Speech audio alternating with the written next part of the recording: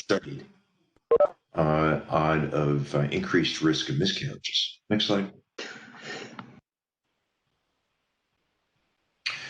As Andre noted, TRPA1 was discovered as the common molecular target for all tear gas agents. Here's what the schematic is of what this receptor looks like on pain receptors. The mechanism for something like RADS, as you may know, is that RADS would uncover, if you will, pathophysiologically, more of these pain receptors to be susceptible to irritant gas exposures. Subsequently, that would presumably trigger TRPA and lead to a cascade of events, including asthma and other autonomic nervous system type effects. So the conclusion, from my point of view, even though there hasn't been what you could be considered focused epidemiologic research or experimental research or a systematic review, if you will, there's a likely causal relationship between multiple chronic disease impacts and the exposure to these gases, making it essential for us to understand this as health professionals as we evaluate the many people who've been exposed to these agents. Thank you.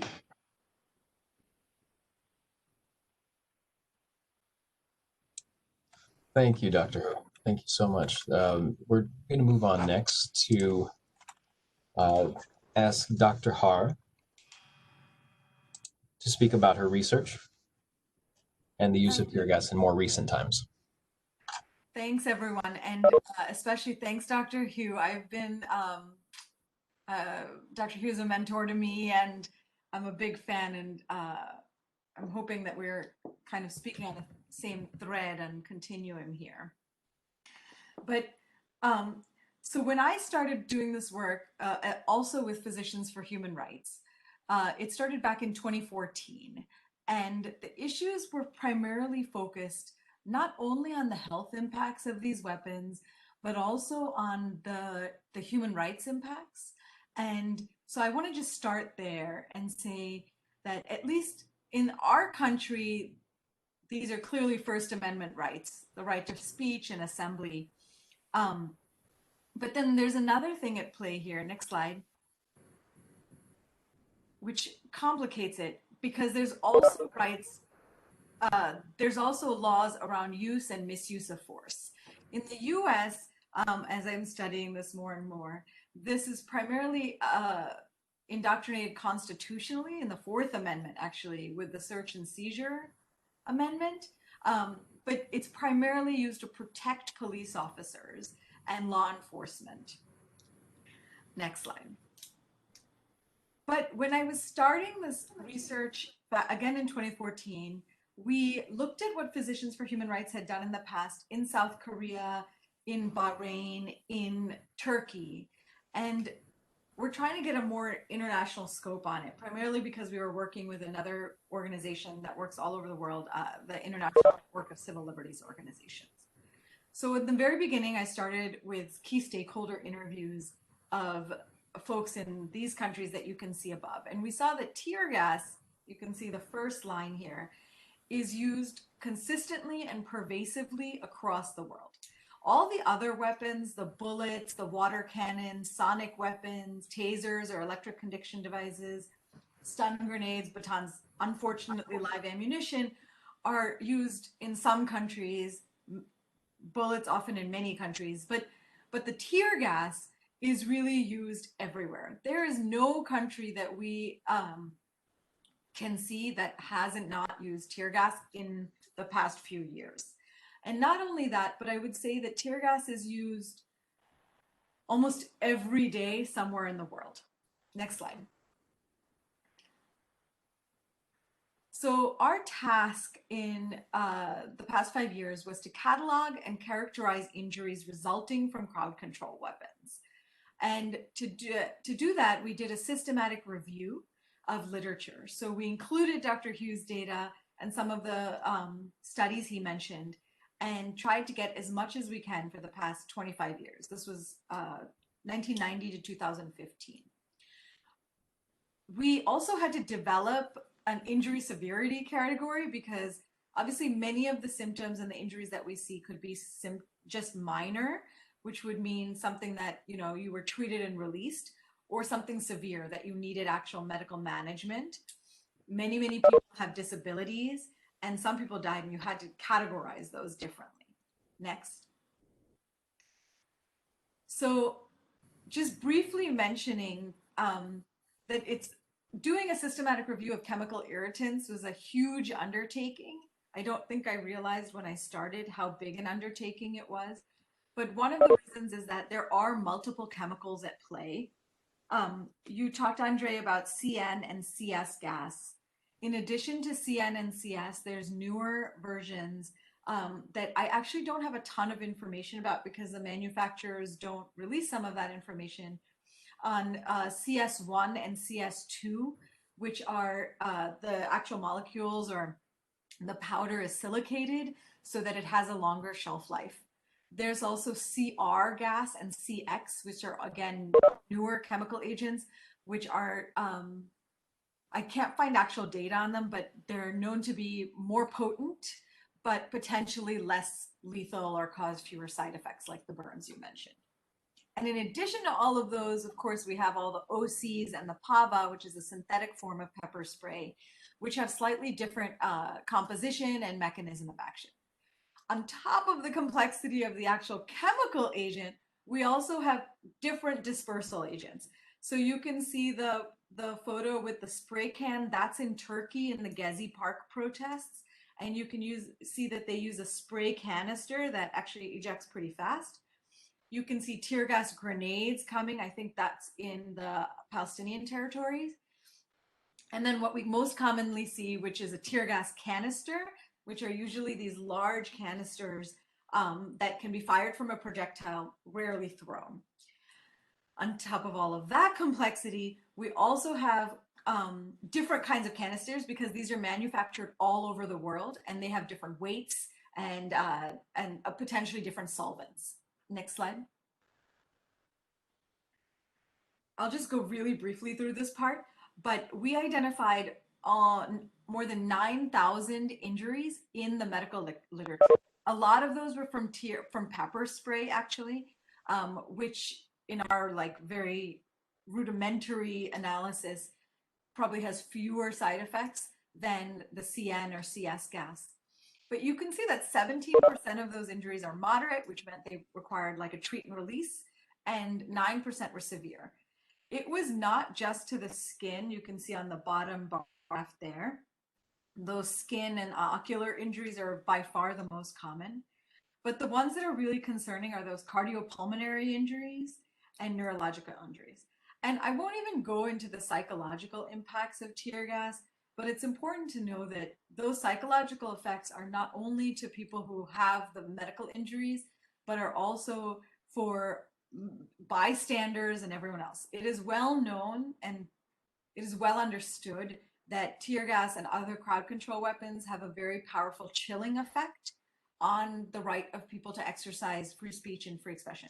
If you think that there's going to be a ton of tear gas, it's more unlikely that you would be actually willing to go to a protest. But it also has these psychological impacts. Next slide. So I'm sorry, I should have done a trigger warning, but you guys are mostly doctors, so I won't be sad about it. But you can see that it's not just, you know, a sensation of burning on the skin. A lot of these are actually skin burns or atopic reactions, so that over time you develop allergic reactions to the actual tear gas if you've been exposed more than once. Next slide. And then Dr. Hugh mentioned the ocular injuries, but we also saw significant ocular injuries, especially keratitis or conjunctivitis and things like that. But it's important to note that the actual canisters themselves are quite dangerous. This is the CT scan you see here is really, really concerning case series that came out of Iraq. The tear gas canisters, I believe, were manufactured in Iran, and they were extremely dense, and they were being projectiled out to people. And I think 12 or more per Amnesty International injury, significant head injuries and skull fractures because of those canisters. Next slide. And then while the dermal injuries and the ocular injuries are pretty significant, and the ocular injuries especially can be pretty disabling, the respiratory injuries often are life-threatening from the actual toxins. So you can see the CT scan, there's lung injury there on that patient. This other one is a case series of a 16-year-old girl who was on a bus, I believe in the UK. The normal-ish lungs on the right are 6 weeks after her injury, but the sloughing and the blackness is the same as her bronchoscopy when she was in the ICU intubated immediately after the tear gas exposure. Next slide. So I mentioned that that young woman was on a bus. What we found in the systematic review was that tear gas by itself has significant risks, but misuse or overuse of the toxin can lead to much higher injury severity. So delay to decontamination, which is frequent because sometimes people are arrested and can't go home and wash up. Delay to medical presentation. This is also a problem in settings where medics are not allowed to be in the area. Excessive quantity of irritant used is also frequently cited, and prolonged exposure time. This is especially an issue if law enforcement uses tear gas in an area where they don't allow egress, so that people are stuck there getting more and more exposed. If you looked at videos from the protests in Hong Kong last year, this was a significant issue where protesters were sort of kettled in, sometimes indoors, and couldn't get out. The distance to firing is often a major issue for those actual canister injuries. Of course, indoor exposure. There's these horrible case studies coming out of Egypt of tear gas being fired inside the back of a police van where everyone inside there either died or was in critical condition. There's, of course, individual risk. People are allowed to protest whether they are 5 years old or 85 years old, whether they have COPD or other problems. But those individual risks can really play a big part in the injuries we see. And in many cases, we found that no particular risk factor was identified in those studies. And that shows how indiscriminate these weapons can be. Next slide. Oh, you keep going through this one. Sorry, I tried to get all fancy. I want to mention that that was a systematic review that we published in 2017. But since then, we followed in Dr. Hughes' footsteps again and did a community-based survey in a refugee camp in Palestine. And this just seemed really powerful. One of the focus group interviews that we did, a teacher mentioned, I can't teach when I can't breathe. And given what's going on in the United States now, and I'm in California, so the breathing is just really terrible with the fires right now. It just struck me as really important to think about chronic exposure to tear gas, which is happening in many communities. Next slide. In Palestine, we actually did another community-based survey, and you don't have to read all of this, but it's very quickly just telling you that people described all different kinds of medical problems, both at 24 hours after their exposure and a month or so later. And things like bowel movement problems, confusion, headaches, all different sorts of things. Next slide. More recently, we worked with Amnesty International on doing an open source investigation, looking at online videos, and that I'll just present in one second. But you can see these are the places where we got videos from in 2019 that we analyzed. You can see they're all over the place. We actually didn't do the US just because it's so overdone, but you can imagine that that's quite common as well. Next slide. In summary, I will just say that the medical impacts are really important, but for us as physicians and scientists, I think it's also important to contextualize those both in the United States and abroad, and really understand how they're used, when they're used, and what those risk factors can be. Next slide.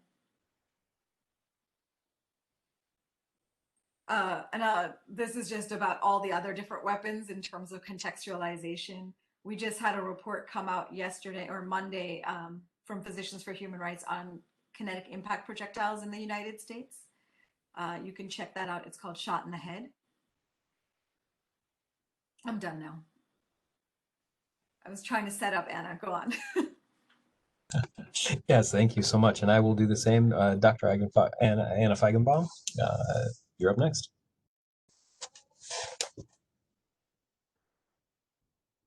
It's completely an honor to get to speak alongside Dr. Hu and Dr. Haar. One of the first things I read when I began my study was the Physicians for Human Rights report on Bahrain back in, I think it was published 2012 or 2013. So I'm here to talk to you as the humanities and social science person to give some of the context behind, how did we get to this place where this chemical weapon is used so frequently and where there is such little study going on from the kind of broader political reasons for why that is. And so I'm going to attempt 100 years of this history as kind of a highlight reel with where we began in the trenches of World War I.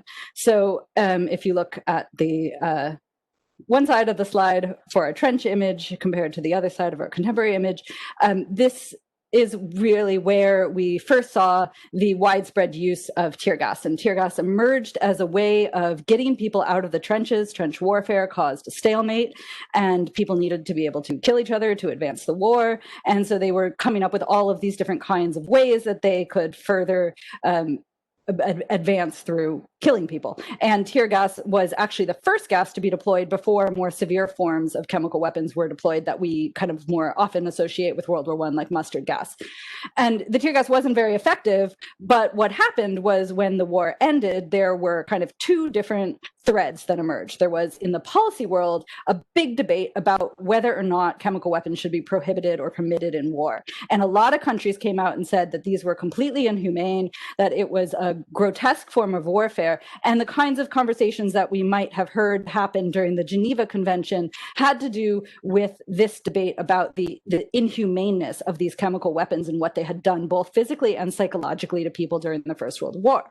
So that's all happening in our kind of international policy context. But meanwhile, in a number of the Allied countries where chemical weapons and other kinds of chemical development had happened in mass during the war, like the United States, where 10% of all chemists were enlisted into the war effort, there was a huge push to find what they called peacetime uses for wartime technologies. And so if we go to the next slide.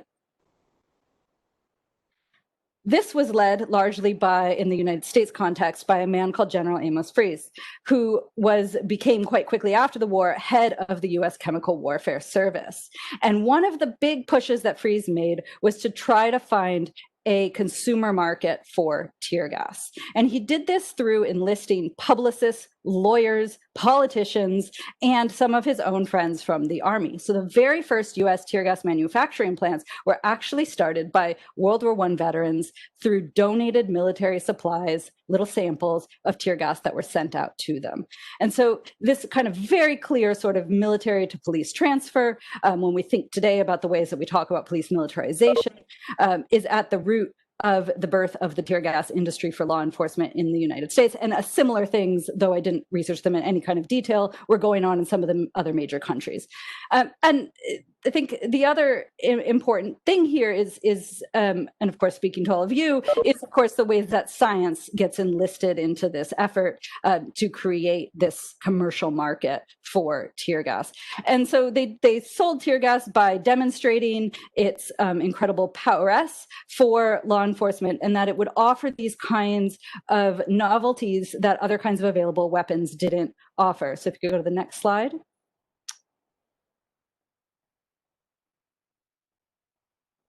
And so also all the images you're seeing are archival images from the research that I did. So some of these are available online, but some of it is buried in the archive. So this is one of the brochures from a really early from a very early tear gas manufacturer. And this is just to give you a sense of the kind of what did this look like back in the 1920s. So one of the major claims, and of course the one most relevant to today's discussion, was that tear gas caused no permanent injury. So it was incredibly torturing. It destroyed the crowd spirit. It caused tons of pain. It caused psychological torment, and yet it would leave no lasting injury. And this was sold as a benefit, not just because there was some kind of like benevolent or humanitarian concern about injuring people, but because, and this was said explicitly in all of the archival material, it would allow the police to look better in the eyes of the media and in the eyes of the public, because tear gas didn't leave blood. And tear gas made the crowd into a disorderly mob. So when we say today, sometimes we hear people say that it's the police that turned the protest into the riot. This was actually part of the PR marketing tactic for why tear gas should be used by law enforcement. So next slide. So we're going to jump around in history here. This is our first historical jump. So the other thing, so meanwhile, right, we had these two threads. We had this commercial market that's being built, and then we've got this other thread, which is what's going on in the kind of international policy world. So we've got our Geneva Convention that's saying we shouldn't be using chemical weapons. We've got countries are continuing to debate this at different kinds of international conventions. And England has held on strong, or the UK has held on strong to this idea that tear gas is a chemical weapon and is therefore inhumane. And thus far, throughout the 1920s, as other countries are using this, England, the UK is saying, no, we're not going to use this. This is a chemical weapon. This is inhumane. How could we be so brute as to possibly use this as a policing technology? But at the same time, what's going on in the UK colonies is a lot of the start of the colonial uprising and the independence movements. And what the Colonial Office, and again, what I'm quoting is directly from archival material, is what they call two problems: the passive resistance problem and the woman problem. So they don't know how to deal with these two things. We've got in the Indian independence movement a rise of passive resistance, and it looks really bad, as we saw in the Armistar massacre, to go in and to just shoot people who are peacefully protesting, especially when there are women and children involved in the protests. We also had the women's movement in Nigeria, and this was causing a similar kind of PR disaster for the Home Office, for the colonial administrators, who could not be seen to just be shooting at these people. And so it ends up that over the course of the kind of early 1930s, the UK changes its position and works to reframe tear gas as the benevolent tool for doing the law enforcement, which of course has all kinds of things in another talk about colonialism. But it's important because the UK, this is what leads the UK and the US. It's a push towards the modern development of the kinds of CS, and then which has led to the new kinds of other kinds of chemical agents that Rohini was talking about. So if you go to the next slide. After the UK decides that it's going to allow tear gas in the colonies, it also realizes that it has no manufacturing outside because and its supplies are these kind of leftover military stock, and it's not really in the market. So the only option they have is either to use US tear gas or to start creating their own. And so the UK becomes one of these kind of major pushers of the development of more modern forms of these irritants. And it comes out through a class action lawsuit in the 1990s that what they'd done, as Dr. Hu had talked about in the beginning, was a bunch of trials on veterans and active duty soldiers. And so what we're looking at here is from one of the sort of reports that happened much more recently in history, once they had to release these studies through Freedom of Information requests that show the kinds of numbers of people that were being tested on and the kinds of effects. And so they ended up paying out a lot of money in this class action lawsuit. So we see here again this kind of shift back into this sort of scientific world, but also I think it's really important just to reiterate Dr. Hu's point here, that at this time, the only research that is being done is either being done on animals or is being done again on these able-bodied, healthy men who are soldiers, albeit often without their consent. They even tricked people into being part of these trials by telling them they were trialing cough medicine. So this is a very, very dark moment for thinking about military science. So if we go to the next slide. So now, again, I know this is a little bit of a patchy history here in the time we have, but so this is what's going on in the background. So in the background, we've got these Porton down, we've got these secret military studies that nobody knows about until the 1990s because it's all classified information. They're lying to the people they're testing on. And then we've got, again, our other thread, the streets. So what happens in 1969 on the streets of Northern Ireland is the first mass CS gassing of a population in the UK. So the US has been using tear gas, as many of you know, France is using tear gas, and South Africa loves tear gas, all using tear gas. But this becomes important in terms of our medical history of tear gas, because what happens at this moment in Northern Ireland causes an absolute media uproar. Of course, the Troubles, this is the beginning of the Troubles, they're brewing, there's a lot of eyes are focused on this, and this tear gas is released in this town called the Bogside, which is literally built on a bog, so it's in this valley, and they tear gas this place for 36 hours straight. This is a huge amount of tear gas. And so with all those issues that Dr. Haar was talking about when you use a lot of gas in a small amount of space in indoor spaces, this tear gas was seeping into those kinds of buildings you can see in that image, getting in, you know, these are families that live in these houses. We've got babies being tear gassed in their cribs. And so this causes absolute media panic after this happens. And you have to remember, this is a country that was gassed in that was bombed in wars. This is a country where lots and lots of veterans have been gassed. And so the UK does not have the same kind of attitude politically about tear gas as is developed in the US. And what happens out of this is a massive inquiry led by a guy called Sir Harold Hemsworth. And the other major figure in this, and so Sir Harold Hemsworth is he's knighted, he's was head of the Royal Physicians, he's handpicked to lead this committee that's supposedly independent, but it's actually entirely staffed basically by people in the military. And they go, and this is, you know, a very kind of English gentleman, and they go into Derry in Northern Ireland to do community surveys. So you can imagine how well that went over. So they're doing their community surveys, and again, this is all from the archives, minutes, diaries of this inquiry that I'm drawing this research from. So they go, they do this. This is happening. Meanwhile, our other player in this is a local GP. Dr. Raymond McLean, who had been running the field medic station set up in a candy shop on one of these main streets that's covered in tear gas. And of course, that medic station had to relocate because it got so densely tear gassed that everyone had to move. So this is, as both Dr. Hu and Dr. Haar were talking about, this is a very common sort of way that this plays out, continuing today and also prior to this time. And so we end up in this giant battle between our kind of medical, knighted, prominent physician who wants to only look at clinical trials, who's working hand in hand with the military, who is interviewing people as if he's doing a community assessment. But when it comes time to write his reports, none of the things that the community said actually come to have any real bearing on the ways in which he does this evaluation. And actually in the diary and in the meeting minutes, we see him say things like, Northern Irish people are too emotional. They are typically drunk. These kinds of completely dismissive things that really, as Dr. Raymond McLean publicly writes in the British Medical Journal, call into question the real reason for why this inquiry was done. So if we go to the next slide. So the impact of this inquiry, which is called the Hemsworth Report, which continues to be the biggest study kind of ever done on the effects of tear gas that gets cited, was cited in reasons for why it was okay to use tear gas in the occupied territories. It's been cited as a reason why Waco was tear gas back in the 90s. So this is like the kind of go-to British stamped, medical reason for why it's okay to use tear gas. And it comes out that Hemsworth decides, and he says that tear gas, really, we should think of it as a drug, and we should not think of it as a weapon. And that's following the line from the US. So this is the UK taking the US's position.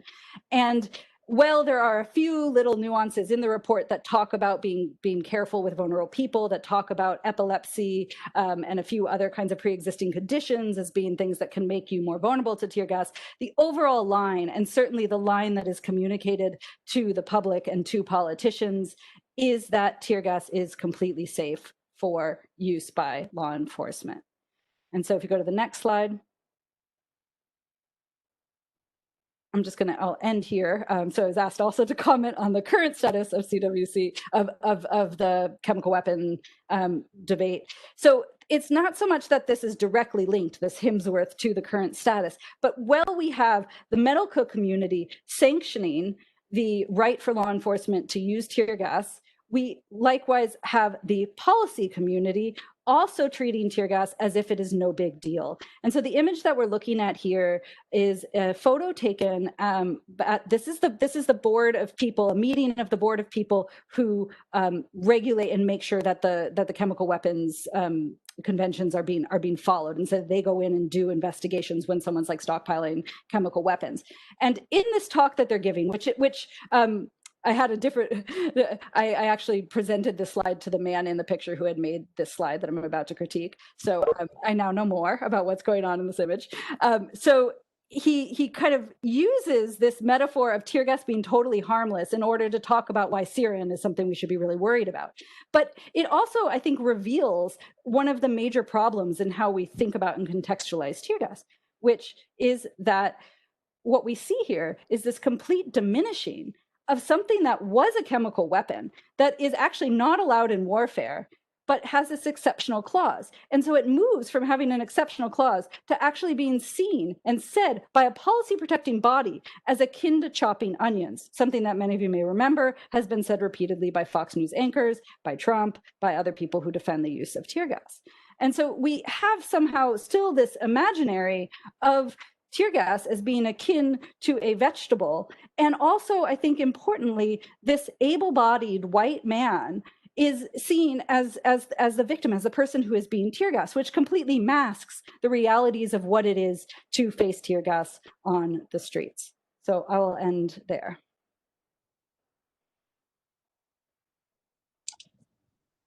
Dr. Feigenbaum, thank you so much. Thank you so much. It gives us the social and the economic context behind all of the health issues that we are also dealing with as physicians and scientists.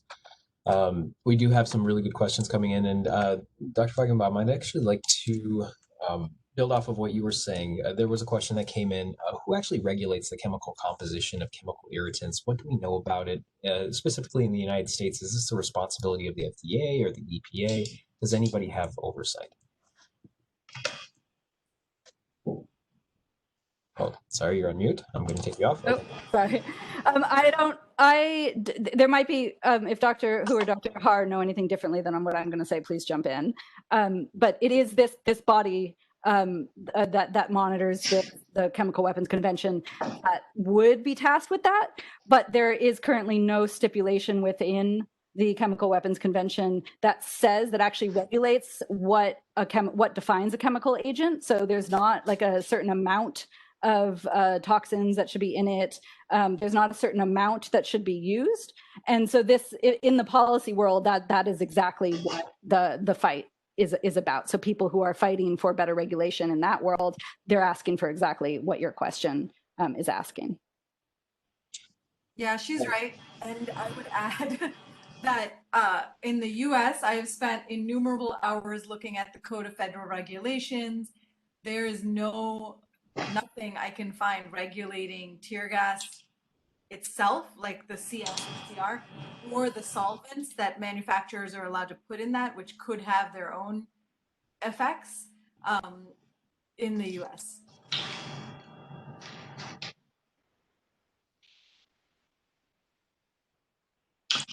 This is Howard.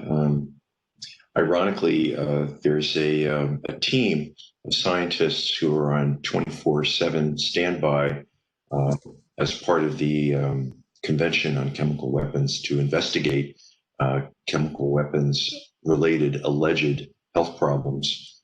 But the irony is that, and tear gas is, as you know, prevented in war by Chemical Weapons Convention. The irony is that we're talking about chemical weapons use in civilian disturbances, which they have no jurisdiction over. Plus, you actually have to have the country where the investigation takes place invite the team to come in and investigate. And of course, no authoritarian government is going to do that. So it's really up to NGOs like Physicians for Human Rights and others to mount investigations like these. I will ask a related question. Let's see. On what, building off of your final slide, what was the rationale for banning tear gas in war and yet not banning it under civil settings? So the sort of on record reasons, and it would be probably another book investigation to find out the other reasons, but the on record reasons are two things. One, that the potency that's used by police was presumed that it should be lower, and it is lower than a military grade. That becomes complex by all the things we were just talking about how it's used and how much is used and where it's used. But in general, it's like a 0.3 versus a 0.5 kind of potency. And second, that if law enforcement were using it, it would be used defensively rather than offensively. So the thing that makes tear gas a problem for warfare was in this origins from the trench was that it would be used offensively in order to harm people more. Whereas if the police were using it, they'd be using it to protect people. And so it was okay. And in that rationale, what the kinds of situations in which it was imagined, at least on paper, were ones in which there was a kind of threat to life. So a hostage situation in which you would need something like tear gas, or a situation where police lives were really at risk, not in the way that we see police claims their lives are at risk today. Thank you. I'm going to take us back a little bit to the beginning, to the more of the pathophysiology. A question came in about whether there's any competitive inhibitor that would displace the chemical, whether there's any antidote, essentially, and what other preventive mitigation have people tried, and does it work? Is there anything that works?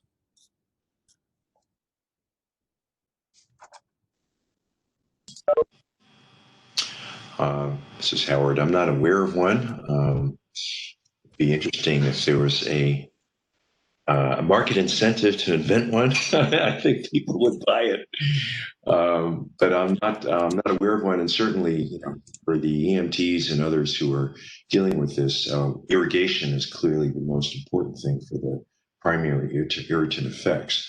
But in terms of the cardiopulmonary stuff, once you've had the inhalation, gosh, I mean, there's the process has already started, and I'm not sure I know of an intervention that would work. Of course, the protesters themselves have devised all sorts of interesting ad hoc things, like putting traffic cones on tear gas canisters, using leaf blowers. I mean, these are the realities of today's protests.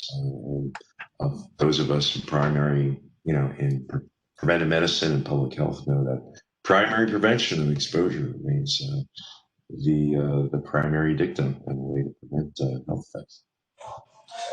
Actually, that's perfect. That takes us into the next question. What would be the appropriate personal protective equipment that protesters usually don? What are the other behavioral protective factors that can offset the danger of tear gases? Rohini, you want to take that one? Yeah, I would be careful with putting the burden on protesters to protect themselves from a rights-based way. Like, it's on law enforcement not to fire tear gas inappropriately. That being said, in many places, equipment that could be protective is banned, like masks or gas masks can be banned in demonstrations, and so that's difficult. There's also I think Anna could maybe speak more about this. There's also some interesting work about how there's been a bunch of studies about all over the world there's different things that people try to use to protect themselves or to counteract it. Like in Egypt, people pour Coca-Cola on their faces if they've been tear gassed. In the US, I've seen a lot of milk of magnesia or Maalox or milk. There's really no evidence that one of those is more effective than the other. I don't think it's an acid that you are neutralizing or anything like that. There's some work that for pepper spray, it's an oil soluble material. It's an oil, so soap and water might work slightly better. But in terms of protection, I don't think that burden is on the protesters. Are there any other chemical agents that are that are in existence that are not currently in use for crowd control, anything that you see potentially being used in the future? I think you may have mentioned CX gas. What is the potential role of those newer chemicals? So because there's very little transparency around what chemicals are actually used, it's hard to tell. But I know for instance, the IDF uses some of the CX and CR that I have not seen yet used in the US. So there's potential that chemicals that are used in other countries could be used, could spread more widely. And I'm sure there's others being manufactured, but I actually don't know. It's hard to get that information. Yeah, and then also in the past, the military has experimented with all sorts of different chemicals, including psychoactive things like BZ, which gives you hallucinations and things like that. You would think that, given the current times and sensitivity to the use of these agents, that there would be an appetite for looking for less toxic agents. But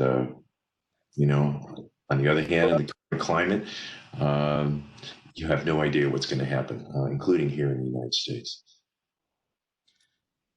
Yeah, so a couple of the things that are of particular concern to one of the NGOs that I work with are, I think you both actually touched on this earlier, the sprays. So the big kind of, they look like sort of like fire extinguisher sprays, because there's no mechanism in them that makes them stop. So in the way that they put a mechanism in, say, in tasers to make it so that there's a pause between when you can tase someone again to lessen its effect. So there's nothing like that currently in those long sprays or in the hose sprays. And also often the solvent itself, especially in the hose ones, can be mixed like by the local law enforcement officer. Like it'll be like they'll give them the toxins and then the solvent to mix it. So we don't, they're even less kind of regulated than some of the others. And then the other thing, again, the bigger multi-launchers. So there's all these things that can fire multiple things at once. There's drones that have been experimented with that can fire these things.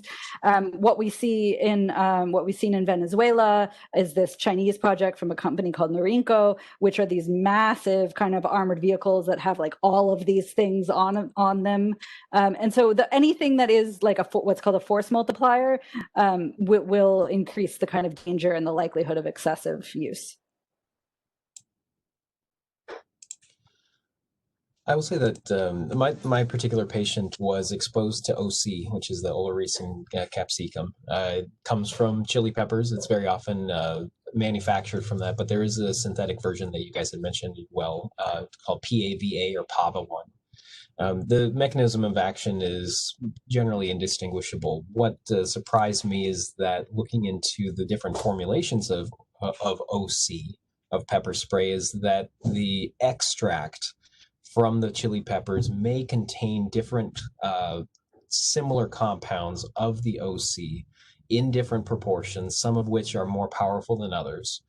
That oleoresin may be in different furthermore, may be in different concentrations within the specific weapon that's used. And so the concentration that's exhibited on the canister itself may not actually represent the potency of that weapon.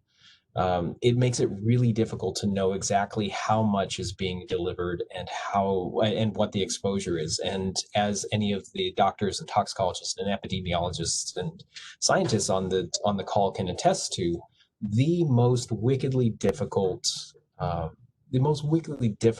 aspect of doing environmental outcomes research is determining what the exposure was. Especially in these highly uncontrolled situations where you don't know how much somebody was exposed and under what conditions. I'd like to take it into some similar topics.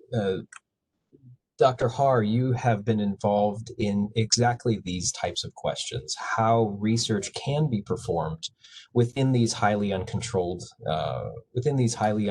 environments where you don't know exactly what the exposure is. I wonder if you start by giving us your first thought, your initial thoughts, and your approach, your view of the challenges. So when we first did the systematic review and looked at medical literature, it's because we were trying to think of like, how do we actually understand the and assess the health impacts of tear gas and put it in context. And it is really challenging because you really have no denominator.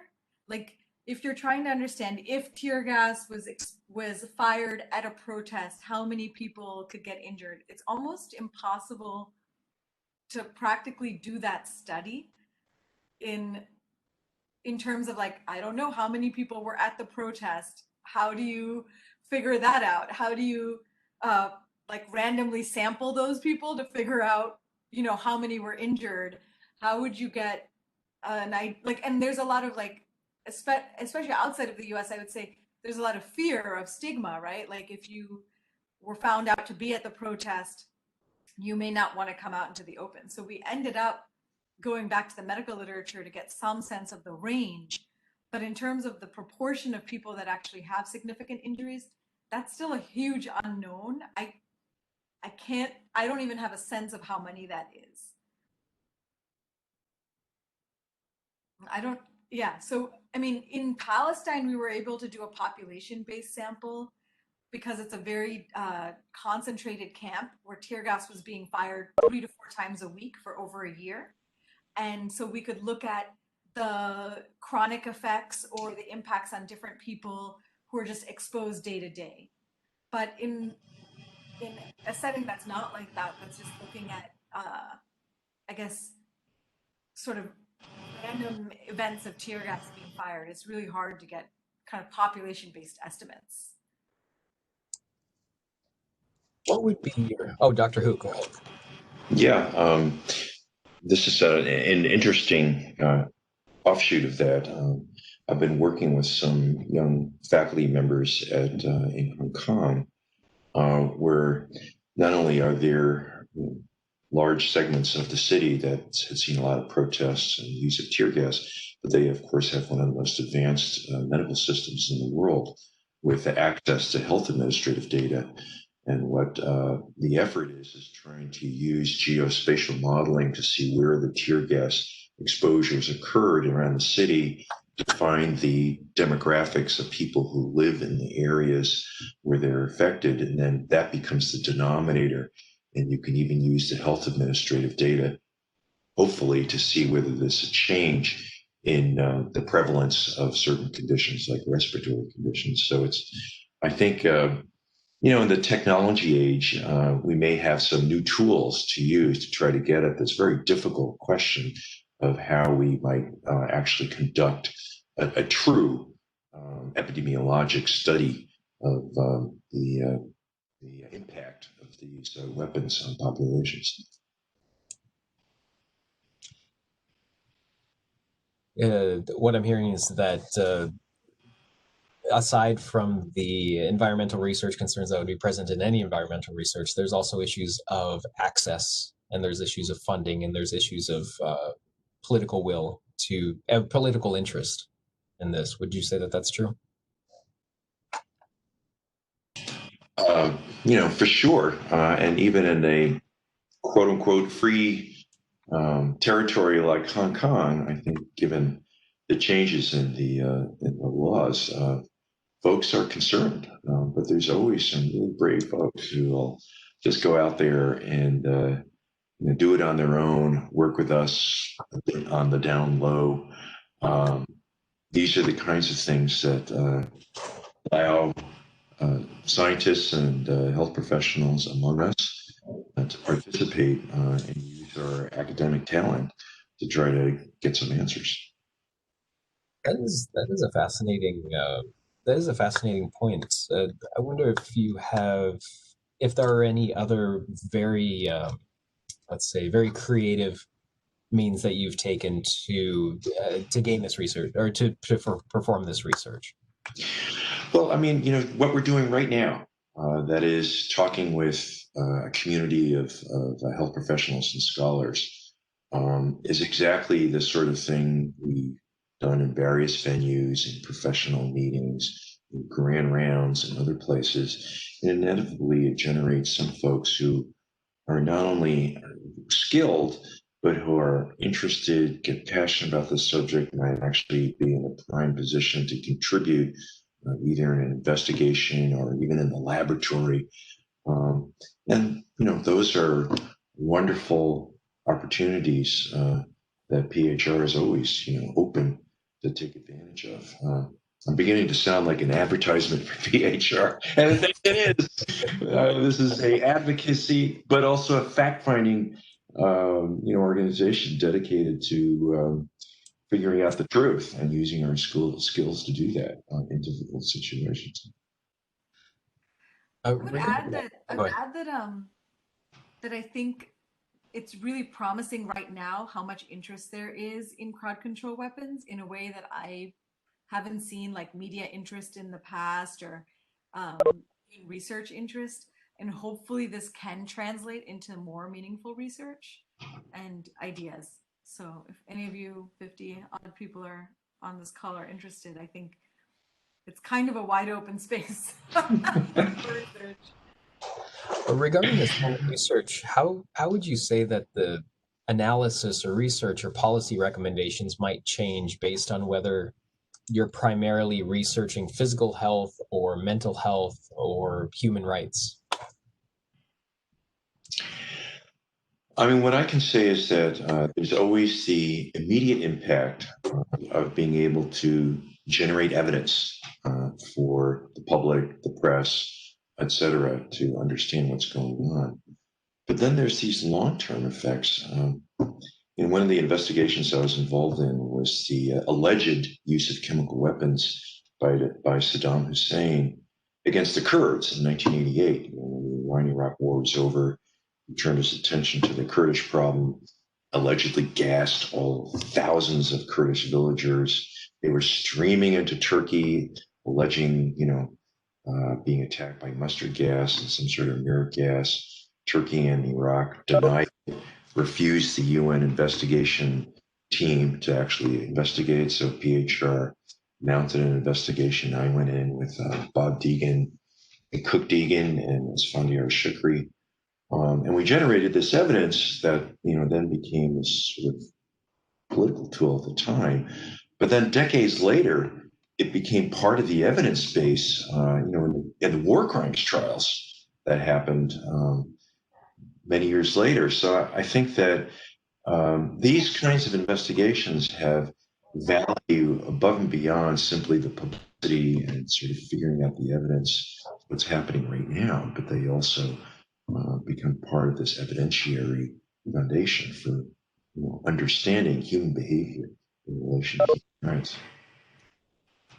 So you're talking about taking certainly a very long view with the generation of this scientific evidence that will persist longer than the immediate events.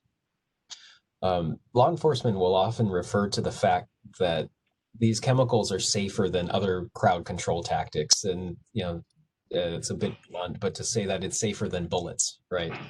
What recommendations how would you respond to that, and how would you make recommendations to those agencies? Oh, I'm going to turn to Rohini. She's got the whole spectrum of riot control.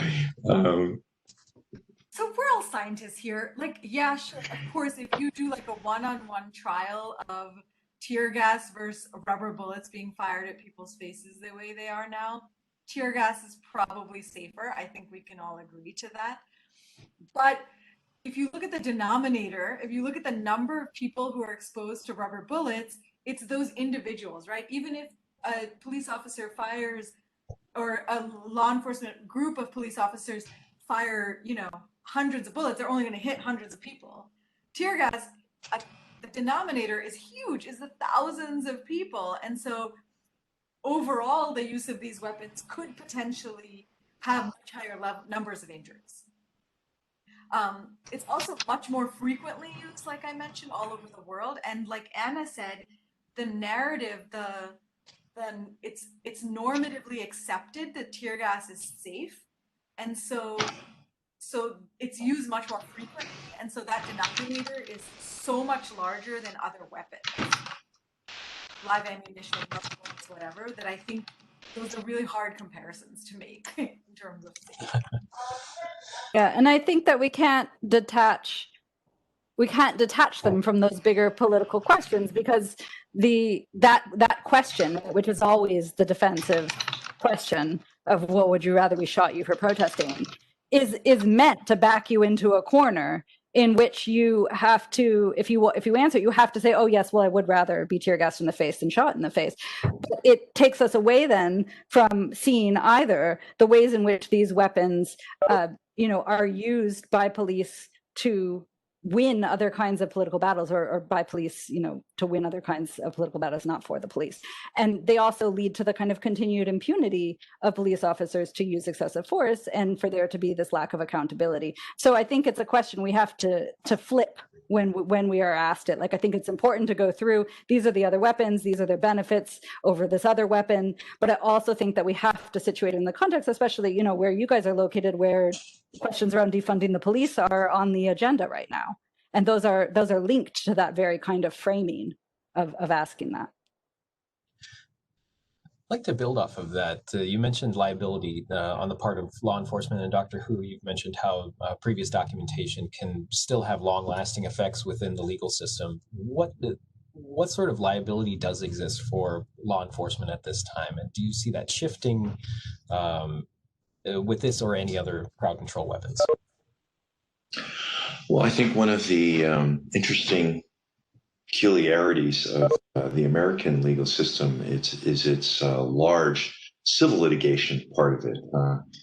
People often joke about how Americans are so litigious, but in fact, it has a role. I mean, I've been asked to be a fact witness based on our work, or as a consultant in civil litigation against law enforcement agencies for the indiscriminate use in particular regard to individuals who can clearly show what the use was and what the effects have been. In this case, this was a woman who had a pre-existing cardiac condition that had a stroke. And, she was actually a police recruit who had asked not to participate in the tear gas exposure trial that they were running, but her superiors refused, and she was forced to go through it and had this terrible event.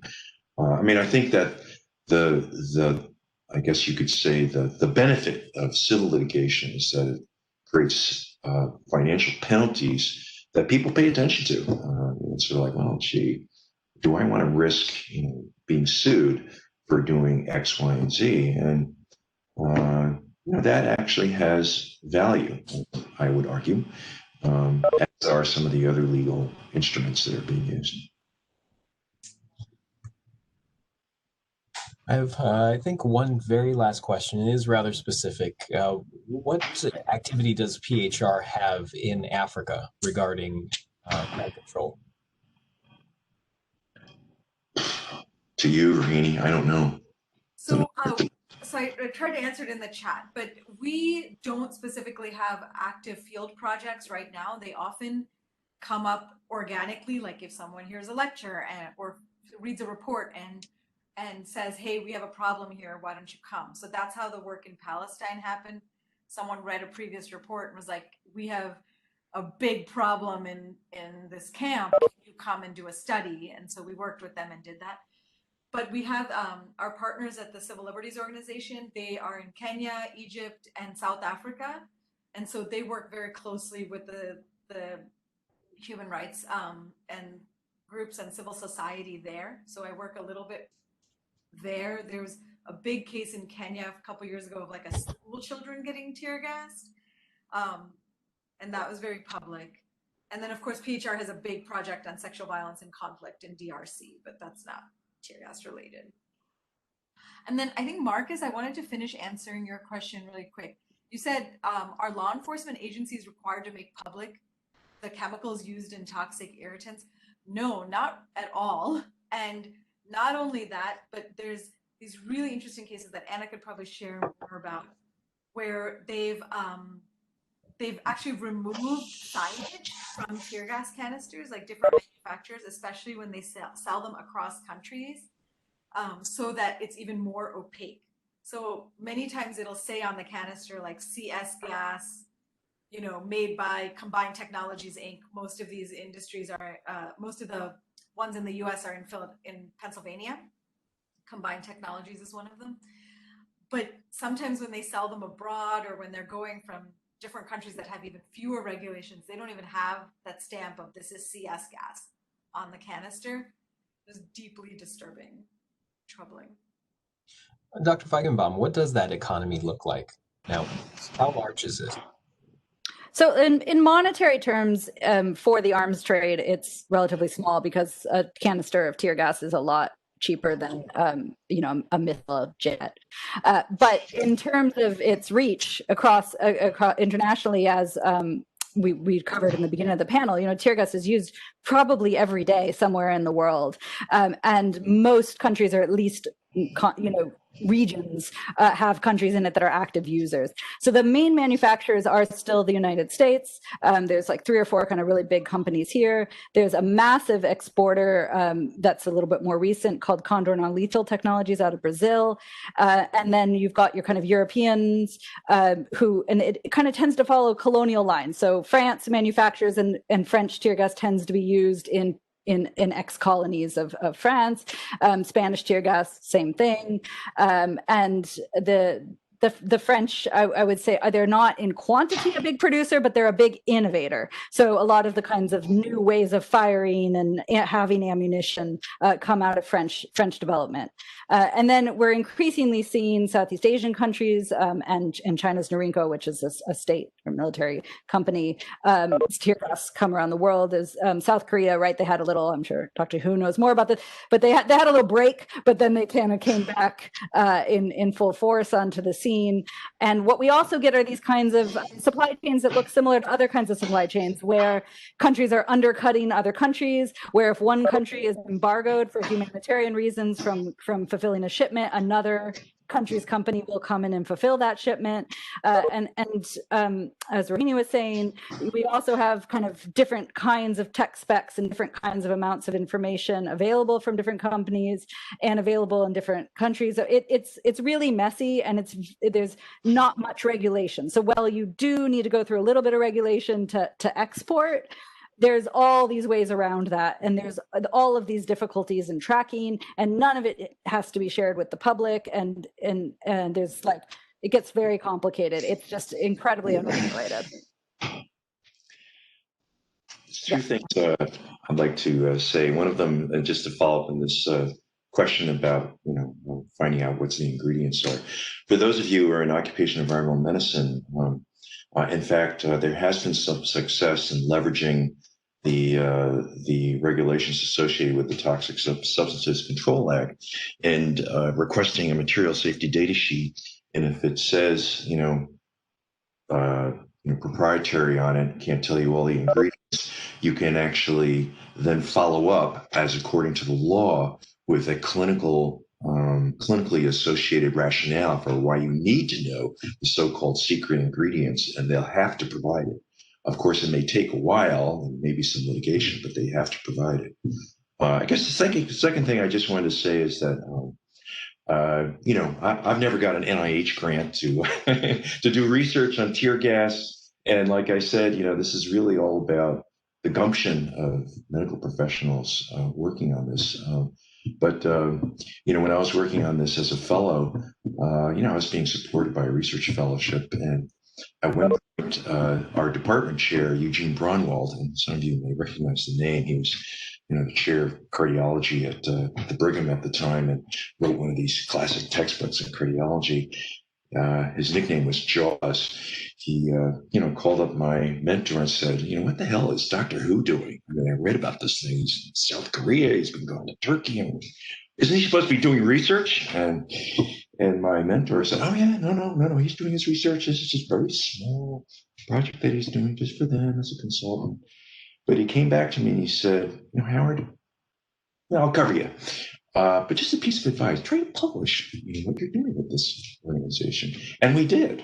And in fact, I think that's part of, I guess you could say, the fun or the passion we bring to this is that we can generate evidence for the world and even do something that gives us a very special attribute to our career pathway. And I hope some of you join us. and that paper has become one of the seminal works in tear gas research. There you go. I want to give you guys some last moment to say any other last thoughts, anything that has come up in the meantime that you haven't gotten a chance to. Dr. Haar? No, I think Howard ended it beautifully. We'll just stop there. Dr. Feigenbaum? Yeah, I think that's a great place to end. The other thing I would add, there's always people in my field, communication journalism, media, social movement studies, architects are really into this right now. And we're always looking for medical people to give us a way of understanding the parts of it we don't understand. So there is so much room for collaboration that doesn't need to take a lot of time.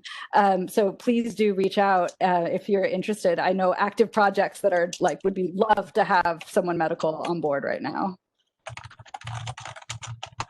All right. Thank you. Thank you to our presenters. Thank you to our audience. It doesn't happen without you. You have some contact information for me. Please send me an email if you have any other questions, if you have any other thoughts. Thank you again, everybody, for showing up, and have a wonderful week. Thanks, Andre.